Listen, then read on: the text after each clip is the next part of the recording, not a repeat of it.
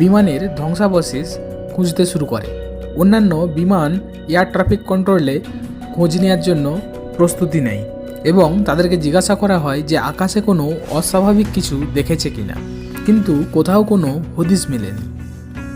অনেক খোঁজাখুঁজির পরেও যখন হদিশ পাওয়া যায় না, তখন প্যান আমেরিকা এয়ারলাইন্স একটি বিবৃতি জারি করে যে 57 জন যাত্রী এবং 4 জন ক্রু সহ মেম্বার হঠাৎ করে অদৃশ্য হয়ে গেছে। আমরা সমস্ত জায়গায় অনুসন্ধান করেছি, কোনো ধ্বংসাবশেষ আমরা পাইনি।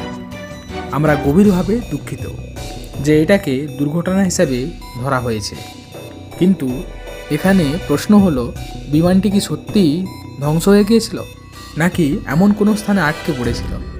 এই প্রশ্নটি এখন সবার মনেই ছিল, কিন্তু কারো কাছেই এর উত্তর ছিল না। এইভাবে প্রায় অনেক বছর কেটে যায়।